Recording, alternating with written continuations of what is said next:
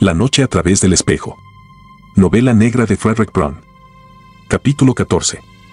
Eres viejo, dijo el joven, apenas se podría suponer que tu vista es tan buena como siempre, y no obstante, has hecho malabarismos con una anguila en la punta de la nariz como has sido capaz de ser tan listo. Suscribe a Página Oscura. Katz volvió a aporrear y trató de girar el pomo. Smiley me miró asombrado y yo le miré a él. No podía decirle nada, incluso aunque hubiera sido capaz de pensar en algo que decirle, a aquella distancia sin que con toda probabilidad Katz oyera mi voz. Katz volvió a machacar. Le oí decirle algo a Hank sobre romper el cristal. Smiley se agachó y colocó el revólver en el escalón que tenía detrás y luego fue desde la puerta hacia la taberna. Sin mirarme, cruzó hacia la puerta de entrada y al verle Katz dejó de armar aquel estrépito. Smiley no iba derecho al caminar hacia la puerta, hizo una leve curva que le hizo pasar junto a mi mesa. Según pasaba, extendió el brazo y me quitó el puro de la mano. Se lo metió en la boca, y seguidamente fue hacia la puerta y abrió. No podía ver en aquella dirección, naturalmente, ni tampoco se me ocurrió sacar la cabeza por la esquina de la mampara. Me quedé allí sentado sudando. ¿Qué quiere? ¿A cuento de qué viene este escándalo? Creí que Stoeger estaba aquí. El humo era la voz de Katz. Había dejado aquí el puro. Me acordé cuando subía y volvía a bajar para cogerlo. ¿Hace falta armar tanto follón? Pero si hace más de media hora que estuve aquí, dijo Katz con beligerancia, un puro no puede durar tanto. Con gran paciencia, Smiley le dijo. No pude dormirme después de que se fuera. Así que bajé hace unos minutos a tomarme una copa. Dejé ahí el puro, y su voz se volvió muy, pero que muy suave y baja. Y ahora haga el favor de largarse de aquí. Ya me ha fastidiado la noche. No conseguí dormirme hasta las 2, y para más Inri viene y me despierta a las 3:30, y encima vuelve a las 4. ¿Qué diablos le pasa, Katz? ¿Está seguro de que Stoeger no está? Le he dicho que le llamaría si le veo. Y ahora, hijo de puta, desaparezca de aquí. Podía imaginarme a Katz poniéndose rojo. Me lo imaginaba mirando a Smiley y dándose cuenta de que Smiley era 2 veces más fuerte que él. Sonó tal portazo que por poco se rompe el cristal. Smiley volvió. Sin mirar hacia mí, me dijo muy tranquilo. No te muevas, Doc. Quizá regrese a ver dentro de 1 o 2 minutos. Fue para detrás del mostrador, cogió un vaso y se sirvió un trago. Se sentó en la banqueta que tiene allí, volviéndose ligeramente hacia atrás para que el movimiento de sus labios no pudiera apreciarse desde el escaparate. Tomó un sorbo y le dio una calada al puro. Mantuve el tono de voz quedo como el suyo. Smiley, deberían lavarte la boca con jabón. Has contado una mentira. Sonrió. Que yo sepa no, Doc. Le dije que le llamaría si te veía. Le llamé. ¿O no has oído lo que le llamé? Smiley, esta es la noche más estrafalaria de mi vida, pero lo más estrafalario de todo es que pareces estar desarrollando el sentido del humor. No tenía ni idea de que lo tuvieras. ¿En qué buenos líos te has metido, Doc? ¿Puedo hacer algo? Nada. Solo lo que has hecho ya, y muchísimas gracias. Se trata de algo que tengo que pensar solo, y de arreglar por mí mismo, Smiley, nadie puede ayudarme. Katz me dijo la primera vez que vino que eras un Omi, ¿cómo demonios se dice? Maníaco homicida. Cree que he matado a 2 hombres esta noche. A Mouse Harrison y a Ralph Bunny. Ya. No te molestes en decirme que no lo hiciste. Gracias, Smiley, le dije, y entonces se me ocurrió que no te molestes en decirme que no lo hiciste, podía entenderse en ambos sentidos. Y me pregunté otra vez si habría estado hablando en alto o solamente con mi imaginación cuando Smiley había bajado las escaleras y abierto la puerta. Le pregunté. Smiley, ¿crees que estoy loco? Siempre he creído que estabas loco, Doc. Pero con una locura muy tolerable. Pensé en lo maravilloso que es tener amigos. Incluso si estaba loco, había 2 personas en Carmel City con las que podía contar si las cosas me iban mal. Smiley y Carl. Pero maldita sea, la amistad tiene que funcionar en los 2 sentidos. Todo esto era peligroso para mí, y era problema mío, no tenía razón alguna para arrastrar conmigo a Smiley, no más allá de hasta donde él mismo se había metido. Si le decía a Smiley que Katz había tratado de matarme y que seguía con esa intención, entonces Smiley, que odiaba a Katz ya, saldría a buscar a Katz, y lo más probable es que lo matara con sus propias manos, o que le pegara un tiro al intentarlo. No podía hacerle eso a Smiley. Smiley, acábate la copa y vuelve a la cama. Tengo que ponerme a pensar. ¿Estás seguro de que no puedo ayudarte en nada, Doc? Seguro. Se bebió el líquido que le quedaba y aplastó el puro en un cenicero. Me dijo. De acuerdo, Doc, sé que eres más listo que yo, y si lo que necesitas es pensar, estoy impidiéndotelo. Buena suerte. Volvió andando hacia la puerta de la escalera. Echó una ojeada cautelosa al escaparate para asegurarse de que no estaba mirando nadie, y entonces estiró un brazo y cogió el revólver del escalón en el que lo había depositado. Vino hacia la mesa, lo dejó allí, me dio la espalda y subió las escaleras. Le vi subir asombrado.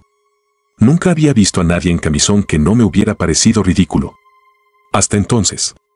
¿Qué más puede hacer alguien para demostrarte que no cree que estés loco que darte un revólver cargado, darte la espalda y marcharse andando despacio? Y cuando entonces pensé en cuántas veces me había metido con él y le había tomado el pelo, y en todos los chistes y bromas de los que le había hecho blanco, quise. Bueno, pues no pude responderle cuando me dijo, buenas noches, Doc, justo antes de cerrar la puerta tras de sí. Algo me hizo que se me pusiera un nudo en la garganta, y si hubiera tratado de decir algo, habría soltado un gallo. Me temblaba la mano un poco mientras me servía otro trago, uno cortito. Estaba empezando a notarlos, y sería mejor que aquel fuera el último. Tenía que pensar con mayor lucidez y claridad de lo que había pensado nunca. No podía emborracharme, no me atrevía. Intenté remontarme mentalmente a lo que había estado pensando sobre lo que le había estado contando al hombrecillo que no estaba allí, aquello antes de que Smiley bajara y de que los golpes de Katz me hubieran interrumpido. Miré al otro lado de la mesa donde en mi imaginación había estado sentado Yahuri Smith. Pero no estaba allí. No podía volver a traerlo. Estaba muerto y no quería regresar. Una habitación silenciosa en una noche silenciosa. La débil luz de la única bombilla de 20 vatios sobre la registradora. El crujir de mis pensamientos al intentar volver a ponerlos en marcha. Poner hechos en relación. Lewis Carroll y asesinatos sangrientos. A través del espejo y lo que Alicia encontró allí. ¿Qué es lo que Alicia había encontrado? Piezas de ajedrez y una partida de ajedrez. Y Alicia había sido un peón. Esa era la razón por la que había cruzado el tercer cuadro en tren. Y cada resoplido de humo costaba a 1000 libras por unidad, casi tan caro como podría haberme costado el humo de mi puro si Smiley no me lo hubiera quitado de las manos y hubiera dicho que era suyo. Piezas de ajedrez y una partida de ajedrez. Pero ¿quién era el jugador? Y de pronto lo supe. Sin lógica alguna, porque no tenía ni asomo de motivos. No entendía el por qué, pero Yahuri Smith me había dicho cómo, y ahora yo había descubierto el quién. La trama. Fuera quien fuese quien había planeado el problema de ajedrez de esta noche, lo había hecho muy bien y había jugado magníficamente. Ajedrez de a través del espejo y ajedrez real, ambos. Y me conocía muy bien, lo que quería decir que yo le conocía también. Conocía mis puntos flacos, las trampas en las que podía caer. Sabía que iría con Yahuri Smith gracias a la fuerza de aquella historia loca y absurda que Smith me había contado. ¿Pero por qué? ¿Qué sacaba en limpio? Había matado a Mouse Harrison, a Ralph Bunny y a Yahuri Smith. Y había dejado el dinero que Miles y Ralph transportaban en el maletín, y lo había puesto en el maletero de mi coche, junto con los 2 cadáveres. El dinero no había sido el motivo. O bien era así, o el motivo había sido tan gran cantidad de dinero que los $2000 que Bonney llevaba no tenían mayor importancia. ¿Y no era uno de los hombres implicados uno de los más ricos de Carmel City? Ralph Bonney. La fábrica de pirotécnica, inversiones, terrenos e inmuebles, todo debía acercarse a la suma de, bueno, quizá $500,000. Alguien que mata por $500,000 bien puede dejar 2000 como producto de un atraco junto a los cuerpos de los asesinados, para procurar que le carguen el mochuelo al peón que ha elegido, para alejar de sí cualquier sospecha. Consideremos los hechos. Ralph Bonney obtuvo el divorcio hoy. Fue asesinado esta noche. Entonces la muerte de Mouse Harrison fue accidental. Yehudi Smith había sido otro peón. Un cerebro retorcido, pero brillante. Un pensamiento frío y cruel. Y sin embargo, paradójicamente, al que le encantaba la fantasía, como a mí y que adoraba a Lewis Carroll, como yo. Empecé a servirme otra copa y entonces recordé que solo tenía parte de las respuestas y que si incluso llegaba a averiguarlas todas, seguiría sin tener la más mínima idea de qué hacer con ellas, al no tener la más mínima prueba, ni el más pequeño rastro de indicio alguno. Sin tener siquiera ni idea, en mi propio pensamiento, de la causa, del motivo. Debía de haber alguno, Todo lo demás había sido demasiado bien planeado, era demasiado lógico. Solo alcanzaba a vislumbrar una posibilidad. Estuve allí sentado un rato, escuchando para estar seguro de que no se acercaba ningún coche. La noche estaba tan tranquila que podría haber oído uno que estuviera a una manzana de distancia. Miré el revólver que Smiley me había vuelto a dar, dudé, y por fin me lo metí en el bolsillo. Entonces fui al cuarto de atrás, y me descolgué por la ventana hacia la calleja oscura. La casa de Carl Tranholm estaba a 3 manzanas de distancia. Por suerte estaba en la calle siguiente a Oak Street y era paralela a esta. Podía andar todo el camino por las callejas salvo cuando tuviera que cruzar las calles. Oí un coche acercándose mientras me aproximaba a la segunda calle y me agaché escondiéndome detrás de un cubo de basura hasta que pasó. Iba despacio y era probablemente el de Hank y el comisario o el de los ayudantes. No intenté mirar por miedo a que estuvieran iluminando con un reflector los callejones. Esperé a que su ruido desapareciera por completo antes de cruzar la calle. Me deslicé por la puerta del jardín de la casa de Carl. Como su mujer no estaba seguro de cuál sería el dormitorio que estaría usando, pero encontré unas piedrecillas y me puse a tirarlas contra una ventana que resultó ser la adecuada. Se abrió y apareció en ella la cabeza de Carl. Me acerqué a la casa para no tener que gritar y le dije: «Soy Doc, Carl. No enciendas las luces. Pero ven por la puerta de atrás». «Ya voy, Doc». Cerró la ventana. Yo me llegué hasta el porche trasero y esperé hasta que se abrió la puerta y entré. Cerré la puerta. La cocina estaba tan negra como el interior de una tumba. «Que me parta un rayo si sé dónde demonios tengo la linterna, Doc. ¿No podríamos encender una luz? Me siento como en el infierno». «No, déjalo todo a oscuras».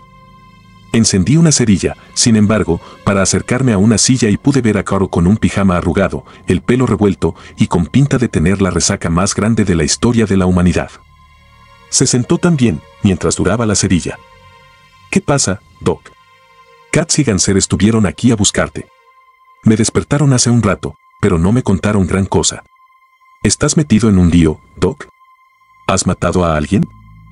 «No. Escucha, tú eres el abogado de Ralph Bonney, ¿no? Quiero decir que le llevas todos los asuntos, y no solamente el divorcio». «Sí».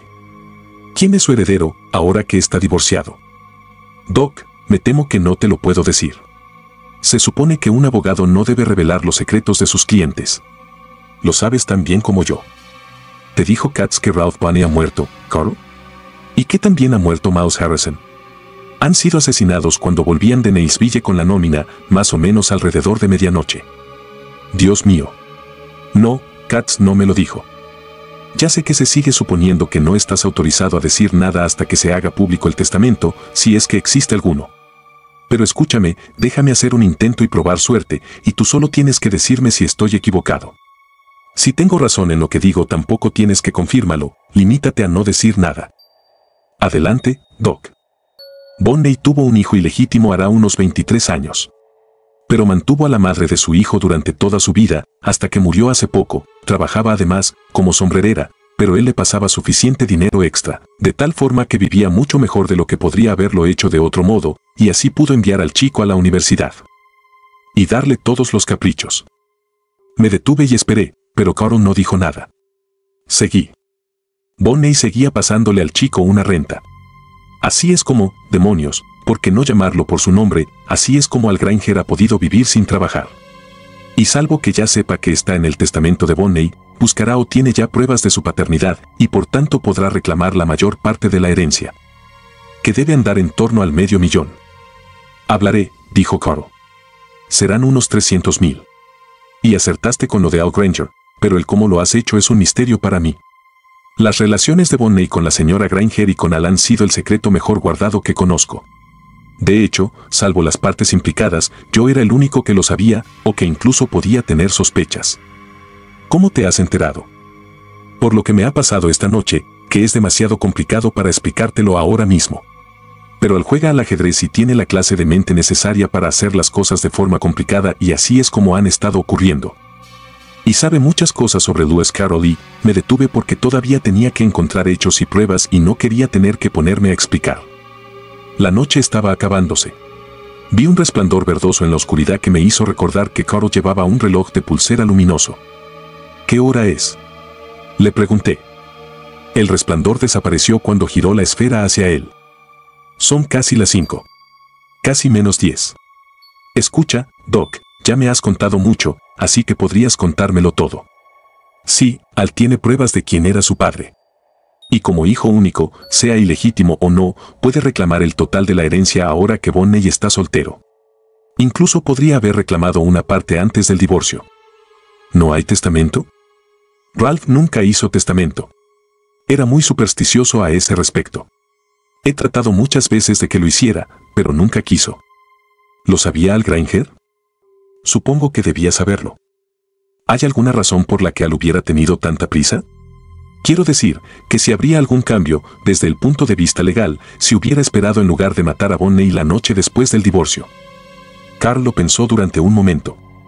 Bonney tenía intención de marcharse mañana para pasar una temporada fuera. Al tendría que haber esperado varios meses y quizá pensara que Bonney podría volver a casarse, que encontraría alguna en el crucero que iba a hacer. A veces se da esa circunstancia como consecuencia del divorcio. Y Bonney tenía solo 52 años. Asentí, para mí mismo, ya que Carl no podía ver en la oscuridad. Aquella última información explicaba totalmente el motivo. Ahora ya lo sabía todo, salvo los detalles, que tampoco tenían gran importancia. Sabía por qué había hecho Al todo lo que había hecho. Tenía que desviar la atención sobre otra persona porque una vez que hubiera reclamado la herencia de Bonney, sus propios motivos serían muy obvios. Incluso podía atreverme a decir varias de las razones por las que me había escogido como chivo expiatorio. Tenía que haberme odiado, y lo había mantenido en secreto. Ya me daba cuenta del porqué, ahora que sabía más cosas sobre él. Tengo una lengua muy fácil y con gran frecuencia insulto a la gente aunque amistosamente, ya saben lo que quiero decir. ¿Cuántas veces, cuando Al me había ganado jugando al ajedrez, le había sonreído maliciosamente y le había dicho, de acuerdo, so bastardo, pero inténtalo otra vez? Sin que se me pasara por la imaginación, naturalmente, que él lo era y que lo sabía. Tenía que haberme odiado como un demonio. En cierto sentido podía haber elegido una víctima menos complicada, alguien que más probablemente que yo, hubiera podido cometer un asesinato por dinero. Al elegirme a mí, su plan era mucho más lioso. Tenía que proporcionarme una historia demencial de la que nadie pudiera creer ni media palabra, sino que inmediatamente pensaran todos que me había vuelto loco. Naturalmente, también sabía lo que Katz me odiaba, lo había tenido en cuenta. Me asaltó un pensamiento repentino, ¿estaría Katz de acuerdo con Al? Aquello explicaría que hubiera intentado matarme en lugar de encerrarme en una celda. Quizá ese fuera el trato, que por $20 o $50,000 de la herencia, Katz hubiera estado de acuerdo en matarme con la excusa y eximente de que yo le había atacado o de que había intentado escaparme. No, decidí al volver a pensarlo, no podía haber sido así. Había estado solo con Katz en su despacho durante casi media hora mientras Hank Gansor estaba de vuelta de Nailsville. A Katz le habría resultado mucho más fácil haberme matado entonces, haberme clavado el cañón en el pecho y haber dicho que había entrado y que le había atacado. Y cuando apareciesen los dos cadáveres en mi coche todo aquello habría resultado perfectamente plausible. Incluso habría confirmado la versión de que me había vuelto loco con manías homicidas. No. Los motivos de Katz para matarme eran puramente personales, de una total y absoluta malevolencia por culpa de las cosas que había escrito sobre él en los editoriales del periódico, y por la manera que me había opuesto a él en las elecciones. Quería matarme y tuvo de repente la oportunidad de hacerlo cuando encontraron los cadáveres en mi coche.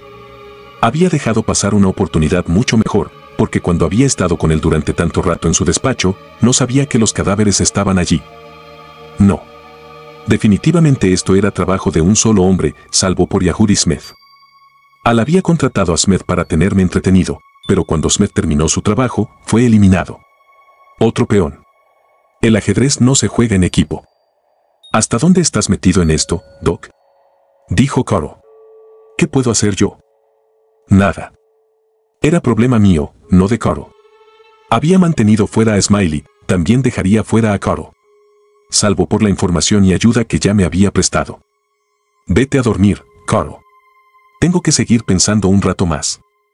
A la porra. No podré dormir si estás aquí sentado pensando. Así que me sentaré aquí y me quedaré callado a no ser que tú me hables. No podrás decir siquiera si estoy aquí o no, si estoy callado.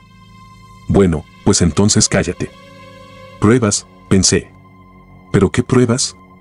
En alguna parte, pero sabe Dios dónde, estaba el cadáver del actor que Al había contratado para representar el papel de Yehudi. Todo había sido planeado y muy bien planeado. Así que el cómo desembarazarse adecuadamente del cadáver era algo dispuesto muy de antemano, mucho antes de que Al se lo hubiera llevado de Wentworth Place. No iba a aparecer de repente, y cualquier conjetura de dónde lo habría escondido o enterrado podría servir. Había tenido horas para poder hacerlo, y tenía previstos desde hacía tiempo los pasos que iba a seguir. El coche en el que Yahudi Smith me había llevado hasta la casa de Wentworth, y que había cambiado por el mío después de haberlo usado para el asalto fingido. No podría encontrar aquel coche para servir de prueba, y tampoco serviría para nada si lo encontraba. Podría haber sido, y seguramente lo era, un coche robado, y ahora seguramente lo habría devuelto al lugar de donde lo había cogido, así que su dueño quizá no se hubiera enterado de nada. Ni siquiera me acordaba de qué modelo era. De lo único que me acordaba era de la palanca de cambios rematada en una esfera de ónice, y de la radio. No sabía si era un Cadillac, un descapotable, o un Ford Coupe. ¿Se habría preparado a una coartada? Quizá sí, o quizá no. ¿Pero qué más daba si no conseguía encontrar nada contra él salvo el motivo? Eso, y mi convicción de que había sido él. Yo sí que no tenía coartada ninguna. Tenía que contar una historia increíble, 2 cadáveres y el dinero robado en el coche además. Y encima había un comisario con 3 agentes que andaban buscándome listos a disparar en cuanto me vieran. Llevaba el arma homicida en el bolsillo. Y otro revólver además, y este cargado. ¿Podía ir a ver a Al Grainger y atemorizarle tanto como para que hiciera una confesión por escrito y la firmara? Se reiría de mí. Y yo me reiría de mí mismo por intentarlo. Un individuo, con el cerebro tan retorcido como para manipular algo semejante al plan que Al había puesto en práctica aquella noche, ni siquiera me diría la hora que era solo porque le estuviera apuntando con un revólver. Un levísimo asomo de luz se empezaba a apreciar por las ventanas. Ya podía distinguir la forma de Carl sentado enfrente de mí al otro lado de la mesa. Carl. Sí, Doc. Dime. Estaba dejándote pensar, pero me alegro de que hayas hablado, se me ha ocurrido una idea. Eso es lo que me hace falta, una idea. ¿Cuál es? ¿Quieres una copa? ¿Esa es la idea? Sí, esa es. Mira, tengo una resaca de campeonato, y no me puedo tomar yo una, pero acabo de darme cuenta de que soy un anfitrión de mierda. ¿Quieres algo? Gracias, pero ya he tomado unas cuantas. Oye, Carl, cuéntame cosas de Al Grainger. No me preguntes lo que tienes que decir. Limítate a contarme cosas. Cualquier cosa, lo que sea. Cualquier cosa, lo que sea. Bueno, yo siempre he creído que tenía algún tornillo flojo. Es muy inteligente, pero, bueno, retorcido, en cierto sentido. Quizá el saber quién y qué era haya contribuido a ello. Smiley también pensaba lo mismo, me lo contó alguna vez. No es que Smiley sepa quién o qué es Al, pero se había dado cuenta de que había algo fuera de lo normal. Mi opinión sobre Smiley ha cambiado mucho esta noche. Es mucho más listo y mucho mejor persona que nosotros dos juntos, Carl. Pero sigue con lo de Al. Un toque de complejo de Edipo, complicado con su bastardía. Probablemente, en alguna forma, acabó por echarle a Bonnie la culpa de la muerte de su madre. No es que esté paranoico, pero sí está lo bastante cercano a ello como para hacer algo así. El sadismo, y casi todos tenemos algo de sádicos, solo que Al debe de tener algo más que los demás. Casi todos tenemos algo de todo. Sigue. Pirofobia. Pero eso ya lo sabes. No es que tengamos fobias todos. Por ejemplo, tu acrofobia y mi fobia a los gatos. Pero la de Al es bastante poco benigna. Tiene tanto miedo al fuego que ni siquiera fuma, y más de una vez le he visto dar un respingo cuando he encendido un ciga. Calla, Carl. Tenía que haber pensado en ello antes. Mucho antes. Me tomaré ese trago ahora, Carl. Pero solo uno, aunque uno bien abundante. No lo necesitaba físicamente, pero esta vez lo necesitaba mentalmente. Estaba muerto de miedo de pensar en lo que iba a hacer. Capítulo 15. 1, 2. 1, 2. Y a un lado y a otro la hoja borpal iba sisas. Allí lo dejó muerto, y con su cabeza volvió gloriofante de nuevo. Suscríbete a Página Oscura. Las ventanas eran unos rectángulos gris pálido. Ahora que mis ojos ya se habían acostumbrado a la decreciente oscuridad, ya podía ver a Carl claramente cuando se levantó hacia el armario y tanteó hasta que pudo encontrar la botella que estaba buscando. Doc, parece que estás tan contento que me tomaré un trago contigo. Será como una cura de caballo para mí. O me pongo bien o me muero. Cogió también 2 vasos de encima del fregadero, rompiendo uno que le resbaló y se estrelló contra el mueble mientras llevaba a cabo el proceso. Dijo una palabrota y luego acercó los vasos a la mesa. Encendí una cerilla y la sostuve mientras los llenaba de whisky. Maldita sí, Doc. Si vas a hacer esto a menudo, voy a tener que hacerme con un poco de pintura fosforescente. Así podría pintar unas rayas en los vasos y en la botella. ¿Y sabes qué más haría? Podría pintar un tablero de ajedrez y las piezas con pintura fosforescente también. Así podríamos sentarnos a jugar al ajedrez a oscuras. Estoy jugando, Carl, en este preciso momento. Acabo de llegar al 7º cuadro. Quizás alguien me convierta en reina en el próximo movimiento, cuando llegue a la hilera final. ¿Tienes algún líquido limpiador? Había extendido la mano para coger el vaso, pero detuvo el brazo y me miró. ¿Líquido limpiador? ¿Es que el whisky no es lo bastante bueno para tu gusto? No lo quiero para bebérmelo, expliqué, quiero uno de algún tipo que no arda. Sacudió un poco la cabeza. Repítemelo más despacio. Quiero un poco de uno que no sea inflamable. Ya sabes lo que quiero decir. Mi mujer tiene algún limpiador por ahí. Si es inflamable o no lo ignoro, pero iré a ver. Fue a ver, llevándose mis cerillas y examinando las etiquetas de una hilera de botes que estaban en la alacena de debajo del fregadero. Volvió con uno y lo miró más de cerca. No. Este tiene escrito, peligro, con letras grandes y, manténgase lejos del fuego. Creo que no debo tener ninguno que no sea inflamable. Suspiré. Hubiera sido muy sencillo si Carl hubiese tenido la marca adecuada. Yo sí que tenía, en casa, pero no quería volver allí. Así que tendría que hacer una visita al supermercado. Tampoco le pedí una vela a Carl. La podía conseguir también en el supermercado, y no quería que Carl creyese que estaba chiflado ni quería tener que explicarle lo que iba a hacer. Nos tomamos la copa. Carl se estremeció al beber la suya, pero allá se fue de un solo trago. Oye, Doc, ¿no hay nada que pueda hacer? Me di la vuelta ya en la puerta, y le dije. Ya has hecho mucho. Pero si quieres hacer más, podrías arreglarte y vestirte. Te llamaré por teléfono muy pronto si todo sale bien. Quizá me hagas falta entonces. Doc, espera. Me vestiré ahora y... No harás más que ponerte en medio, Carl. Y me fui rápidamente antes de que pudiera insistir más. Si hubiera adivinado ya en qué follón andaba yo metido, y la solemne tontería que iba a hacer, me habría dado un mamporro y me habría atado antes que dejarme marchar de allí. Ya había una tenue luz grisácea, y ya no era necesario ir tanteando el camino. Me había olvidado de preguntarle a Carl qué hora sería otra vez, pero debían ser las 5:15. Ahora corría un gran riesgo, podían verme Katz y sus ayudantes que seguían patrullando por ahí para buscarme, pero se me ocurrió que quizá lo hubieran dejado por el momento, convencidos de que me habría ocultado en algún sitio. Lo más probable es que concentraran ahora sus esfuerzos en las carreteras para evitar que saliera del pueblo.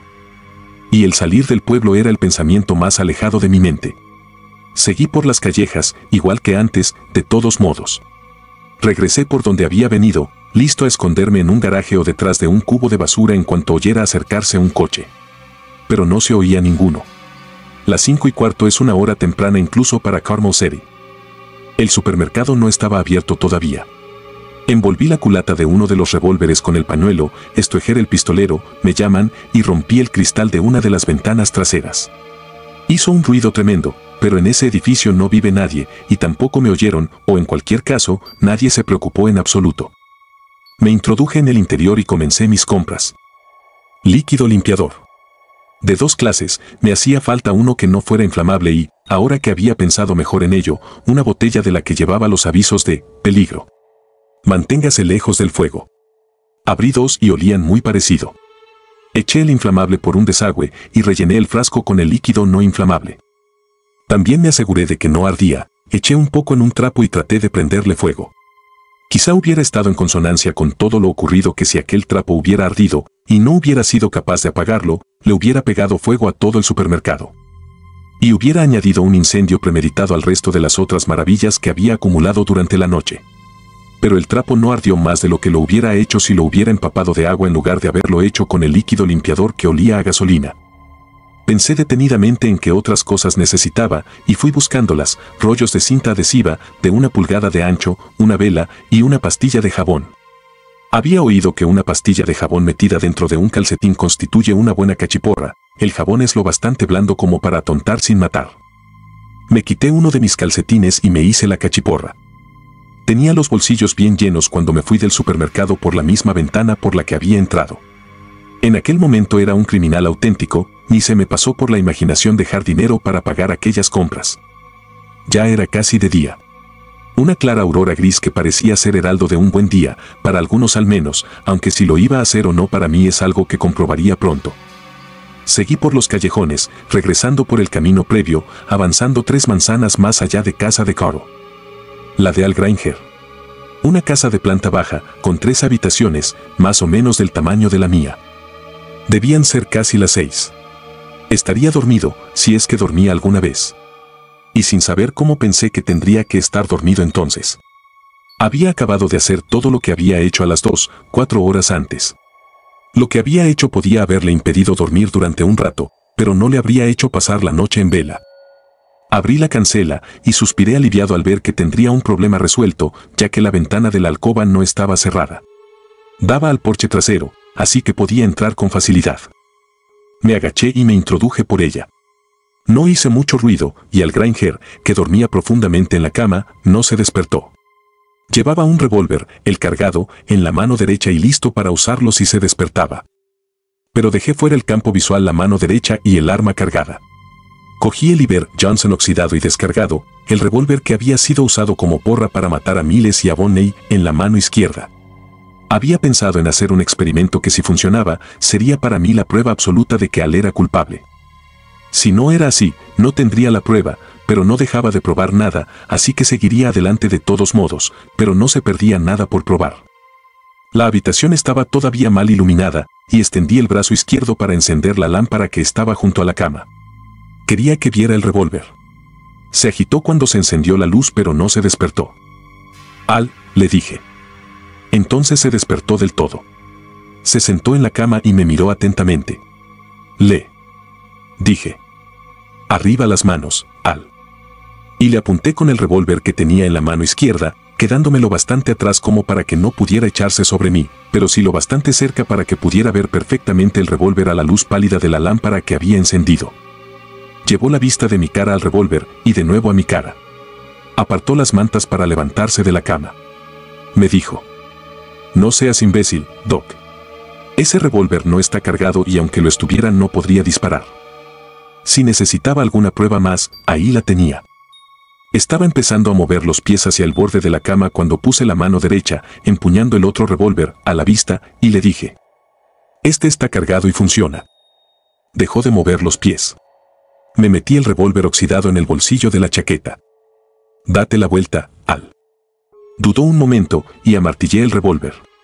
Le estaba apuntando a 1,5 metros de distancia, demasiado cerca como para fallar si apretaba el gatillo, y demasiado lejos como para que se arriesgase a tratar de quitármelo, especialmente desde una postura bastante molesta como es la de estar sentado en la cama. Me daba cuenta de cómo estaba considerando las oportunidades que podía tener, fría e imparcialmente. Date la vuelta, Al, repetí. Seguía mirándome pensativamente. Me daba cuenta perfectamente de lo que estaba pensando. Si se daba la vuelta, iba a machacarle el cráneo con la culata del revólver, y cualesquiera que fueran mis intenciones, podría darle demasiado fuerte. Y si le mataba, no iba a servir de nada saber que me iban a acusar de otro asesinato más. Se lo repetí. Date la vuelta, y pon las manos a la espalda. Vi cómo desaparecía parte de la tensión cuando le dije aquello. Si no iba más que atarle. Se dio la vuelta. Me puse el revólver en la mano izquierda, y saqué la matraca improvisada que había hecho con el calcetín y la pastilla de jabón. Elevé una plegaria para que al dar el golpe fuera con la fuerza justa, y no le diera ni demasiado fuerte ni demasiado suave, y le aticé. El ruido me asustó. Creí que lo había matado, y supe que no estaba disimulando porque cayó como un fardo en la cama y se oyó un golpetazo casi tan fuerte como el primero. Y si hubiera estado disimulando podría haberme cogido totalmente desprevenido, porque me asusté tanto que bajé el revólver. No me lo podía meter en el bolsillo porque estaba montado y no sabía cómo desamartillarlo sin disparar. Así que lo dejé en la mesilla que estaba junto a la cama y me agaché para buscarle el pulso. Seguía latiendo.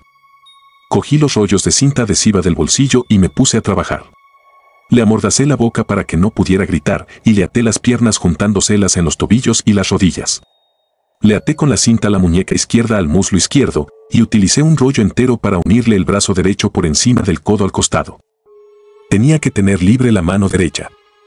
Encontré cuerda de tender la ropa en la cocina y lo até a la cama, consiguiendo, mientras lo hacía, ponerlo casi en posición sedente, apoyándolo en la cabecera de la cama. Cogí una resma de papel, folios, de su escritorio y los puse junto con mi propio bolígrafo al alcance de su mano derecha. Y ya no podía hacer nada más que no fuera sentarme y esperar. 10 minutos, quizás 15, ya estaba bastante claro fuera. Empecé a ponerme impaciente. Probablemente no había ninguna prisa, Al Granger nunca se levantaba temprano así que nadie le echaría en falta durante mucho tiempo, pero la espera era espantosa. Cuando volví a la habitación ya estaba despierto. Tan completamente recuperado que estuve totalmente seguro de que había estado fingiendo durante un rato, ganando tiempo. Trataba desesperadamente de quitarse con la mano derecha que tenía libre el adhesivo que sujetaba su mano izquierda al muslo. Pero como tenía el brazo atado al costado hasta el codo, no había conseguido grandes progresos. Cuando cogí el revólver de la mesita de noche dejó de intentarlo. Me miró furibundo. Hola, Al. Estamos en el 7º cuadro. Ahora ya no tenía la más mínima prisa. Me senté cómodamente antes de proseguir. Escucha, Al, te he dejado libre la mano derecha para que puedas servirte del papel y del bolígrafo. Me gustaría que me escribieras algo. Te sostendré el apoyo para que puedas leer lo que escribas. ¿O no te apetece mucho escribir, Al? Se limitó a echarse ligeramente hacia atrás y a cerrar los ojos. Solo quiero que escribas que mataste a Ralph Bunny y a Mouse Harrison anoche. Que te llevaste mi coche y le saliste al paso cuando volvían de Nailsville. Lo más probable es que fueras a pie habiendo dejado mi coche fuera de vista. Te conocían y detendrían el coche para dejarte subir.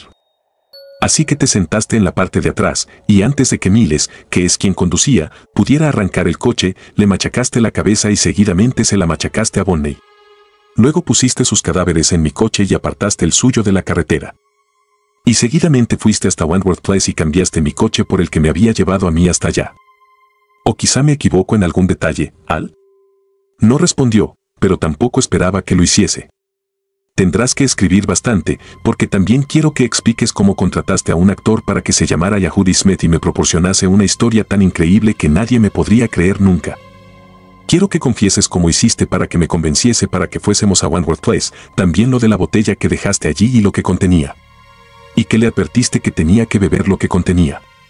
Y también cómo se llamaba de verdad y qué hiciste con su cadáver. Supongo, proseguí, que con eso será bastante, Al. No hace falta que escribas el motivo, eso resulta obvio después de que todos sepan tu relación con Ralph Bunny, pues se hará pública. Y tampoco tienes que comentar todos los detalles de cómo deshinchaste los neumáticos de mi coche para que no pudiera usarlo, o de cómo entraste en la imprenta para preparar la tarjeta con el nombre de Yahudi Smith poniendo en ella mi número de sindicato.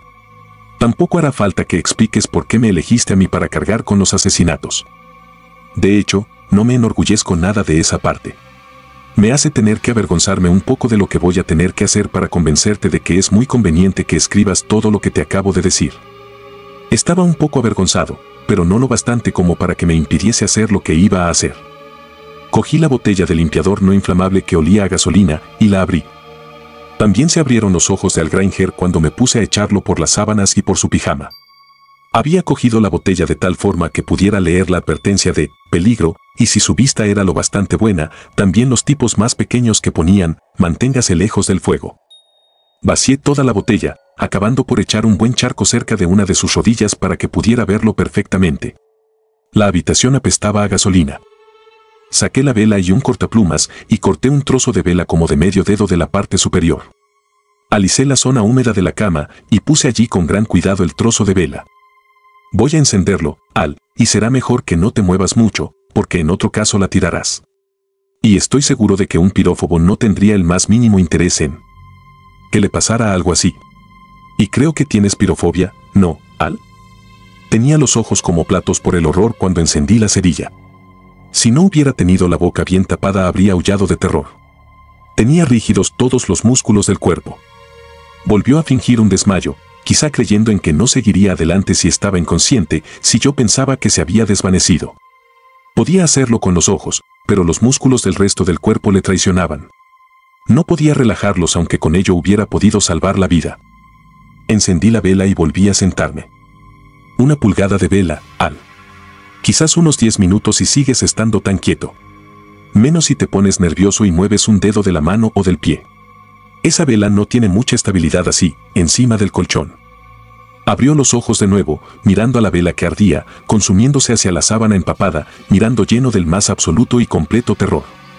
Me odié por lo que le estaba haciendo, pero de todos modos seguí con ello. Pensé en los 3 hombres que había asesinado aquella noche y aquello me galvanizó. Además, después de todo, el único peligro que Al corría estaba en su imaginación. Aquel charquito de la sábana en realidad lo que haría sería precisamente evitar que ardiera. ¿Estás listo para escribir, Al? Sus ojos horrorizados pasaron de la vela a mi rostro, pero no asintió. Durante un instante pensé en que se había dado cuenta del farol que me había echado, pero inmediatamente me di cuenta de que la razón por la que no había sentido era porque tenía miedo de que el menor movimiento muscular hiciera caer la vela. De acuerdo, Al. Veremos si ya estás listo. Si no lo estás, volveré a poner la vela donde estaba, mientras la dejaré encendida, así que no habrás ganado tiempo con ello. Cogí la vela con gran cuidado y la deposité encima de la mesilla de noche. Le presenté el papel. Empezó a escribir y de pronto se detuvo. Estiré el brazo para coger la vela. El bolígrafo volvió a moverse. Después de un rato, le dije: ya basta. Fírmalo. Suspiré aliviado y fui hacia el teléfono.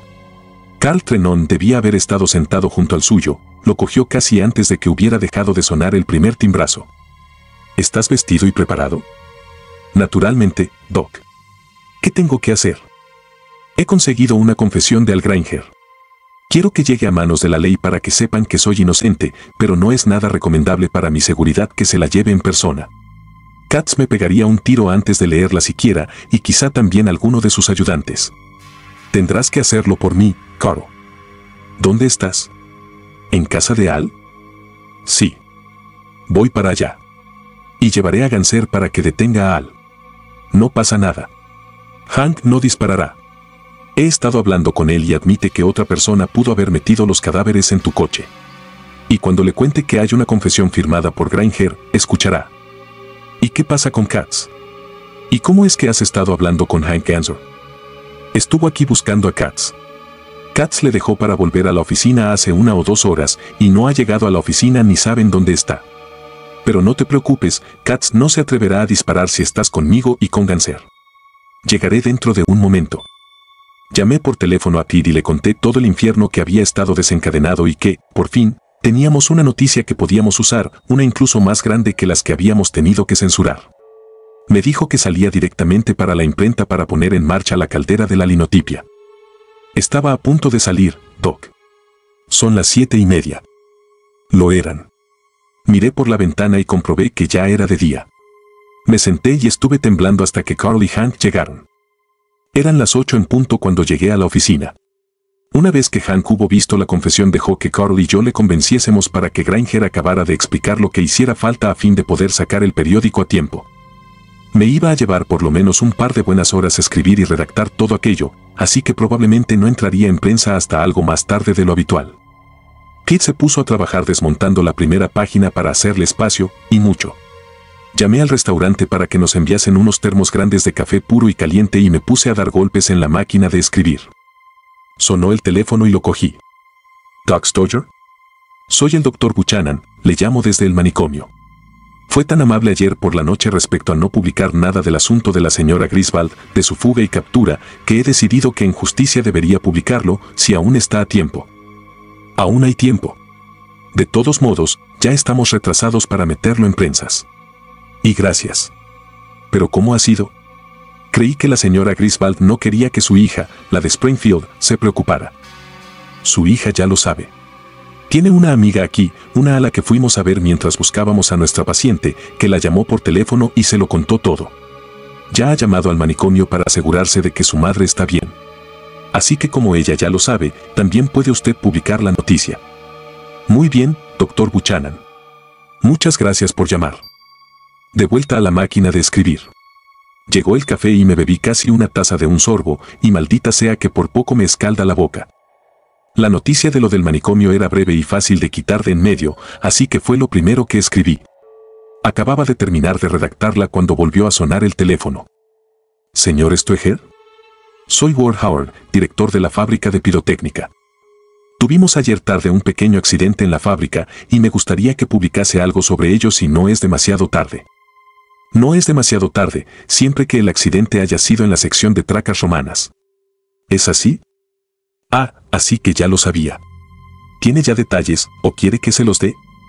Dejé que me los diera y tomé nota y luego le pregunté que por qué querían que se publicara la noticia. Es un cambio de táctica, señor Stoeger. Ha habido rumores por el pueblo en el sentido de que han ocurrido varios accidentes que no han ocurrido en realidad, pero que hay quien supone que han ocurrido y que se ha impedido que salgan en el periódico. Creo que mi sintaxis no ha sido muy clara. Lo que quiero decir es que hemos decidido que si se publica la verdad respecto a los accidentes que sí pasan de veras, servirá para acabar con los falsos rumores y los cuentos de viejas.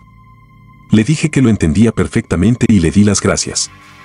Bebí más café negro y estuve trabajando un rato en la historia del asesinato de Bunny Harrison Smith y luego prepararé la noticia de la sección de tracas romanas y volví a ponerme con la gran noticia. Ahora lo único que me hacía falta era. Entró el capitán Adams de la Policía del Estado. Le miré atentamente mientras me sonreía. No me lo diga. Ha venido para decirme que puedo, después de todo, publicar la noticia del paseíto que dimos Smiley y yo con los dos gángsters y cómo Smiley capturó a uno y mató al otro. Es justo lo que me hace falta. Supongo que podré usar un par de líneas en la sección de anuncios por palabras. Volvió a sonreír y acercó una silla. Se sentó en ella, pero no le presté atención, seguí tecleando. Entonces echó para atrás el sombrero y me dijo lentamente. Pues es exactamente eso, Doc. Cometí 4 errores de máquina en una palabra de 3 letras y entonces me di la vuelta y lo miré. Pero si yo se lo decía en broma. Quizá usted estuviera de broma, pero yo no. Puede publicar la noticia, Doc. Han cogido a Gene Kelly en Chicago hace 2 horas. Gemí de felicidad. Volví a mirarle con los ojos como platos y le dije. Bueno, pues ya puede largarse con viento fresco. Tengo mucho trabajo. ¿No quiere el resto de la historia? ¿Qué resto de la historia? No me hacen falta los detalles de cómo han cogido a Kelly, ya es bastante con que lo hayan hecho. Desde mi punto de vista, será una notita al punto de vista local, y el punto de vista local es lo que pasó aquí, en este condado, con George y Bat, y con Smiley y conmigo. Ahora, aire. Escribí otra frase. Me dijo, Doc, y por la forma en que me lo dijo aparté las manos de la máquina de escribir y le miré. Doc, tranquilo. Es algo local. Hay algo que no le conté ayer por la noche porque era demasiado local y demasiado al rojo vivo. También le sacamos algo más a Badmasters. No se dirigían directamente ni a Chicago ni a Gary. Iban a pasar la noche ocultos en un escondite de ladrones y bandidos, una granja de un tipo llamado George Dixon en las colinas. Es un lugar aislado. Sabíamos que Dixon había sido un ladrón, pero nunca nos imaginamos que se dedicara a tener un albergue de reposo para tipos que querían ocultarse una temporada. Fuimos allí ayer por la noche. Cogimos a 4 criminales buscados en Chicago que estaban allí. Y encontramos, entre otras cosas, cartas y papeles que nos dieron la pista del sitio donde estaba Gene Kelly. Telefoneamos rápidamente a Chicago, y lo cogieron, así que ya puede publicar toda la noticia, porque el resto de los miembros de la banda ya no van a acudir a la cita en aquel hotel seguramente. Pero nos basta con haber metido a Kelly en el saco y al resto de los que encontramos al registrar la granja de Dixon. Y todo eso es local, Doc. ¿Quiere nombres y esas cosas? Quería nombres y esas cosas. Agarré ferozmente un lápiz. En donde iba a poder meter la noticia era algo que aún no sabía. Adams habló un rato mientras yo tomaba apuntes y notas hasta que tuve suficiente y entonces le dije. Ahora, por favor, no me diga nada más. Ya es bastante y estoy empezando a volverme loco. Se rió y se levantó. De acuerdo, Doc. Se dirigió hacia la puerta y de pronto se dio la vuelta cuando ya estaba saliendo. Entonces es que no quiere saber cómo es que el comisario Katz ha sido arrestado. Salió y ya estaba a media escalera cuando le alcancé y le hice volver. Dixon, el que llevaba el escondite de bandidos, había estado pagando dinero de protección a Katz y tenían pruebas de ello. Cuando habían ido a hacer el registro, Dixon pensó que Katz había jugado sucio, así que cantó. La policía del estado se dirigió entonces hacia el despacho de Katz y lo detuvimos justo cuando iba a entrar en el edificio de los juzgados, a las 6 en punto. Pedí que mandaran más café. Ya solamente hubo otra interrupción, que llegó justo antes de que nos pusiéramos a cerrar la edición a las 11:30. Clyde Andrews. Doc, quiero volver a darte las gracias por lo que hiciste anoche. Y para decirte que el chico y yo hemos tenido una larga conversación y que todo va a salir bien desde ahora. Eso está muy bien, Clyde. Y otra cosa, Doc, espero que no sean malas noticias para ti. Esto es, confío en que no te hubieras decidido a vender el periódico, porque he recibido un telegrama de mi hermano desde Ohio, va a aceptar por fin aquella oferta que le hicieron en el oeste, así que lo del periódico ya no interesa. Lo siento si es que te habías decidido a venderlo. Eso es maravilloso, Clyde. Pero espera un segundo. Voy a poner un anuncio en el periódico diciendo que está en venta. Le di un grito a Pete que estaba al otro extremo de la nave. Pete, quita algo de donde sea y compone en tipos de cabecera, se vende el Carmel City Clarion. Precio, $1,000,000. Y volví al teléfono. ¿Has oído eso, Clyde? Se rió. Me alegro que te lo tomes así, Doc. Oye, una cosa más, me acaba de llamar el señor Rogers. Me dice que acaba de darse cuenta de que los Scouts van a usar el gimnasio de la parroquia el martes próximo en lugar de este. Así que podemos celebrar la subasta después de todo. Si no lo has metido aún en prensa, y si no tienes bastantes noticias. Casi me ahogo al hacerlo, pero conseguí decirle que incluiríamos el aviso. Llegué al bar de Smiley a las 12:30 con el primer ejemplar salido de planchas en la mano. Sosteniéndolo con cuidado. Lo puse con gran orgullo encima del mostrador. Le dije a Smiley. Lee. Pero antes una botella y un vaso. Estoy medio muerto y no pruebo gota desde hace casi 6 horas. Estoy demasiado agotado para dormir. Así que necesito 3 copas rápidamente. Me tomé las 3 mientras Smiley leía los titulares. La habitación empezó a difuminarse un poco, así que me di cuenta de que sería mejor que me fuera a la cama, y deprisa. Le dije. Buenas noches, Smiley. Ha sido maravilloso conocerle. Tengo que. Me dirigí hacia la puerta. Doc, deja que te lleve a casa en el coche. Su voz venía de una lejanía de millas y millas. Le vi dar la vuelta al mostrador del bar. Doc, siéntate y espera hasta que llegue hasta ahí antes de que te caigas de morros y te abras la cabeza. Pero la silla más cercana estaba lejísimos, cruzando el claribrillo, y los desliagilosos tobos girorroscaban hacia mí por la baguaba. La advertencia de Smiley me había llegado al menos con medio segundo de retraso. Fin.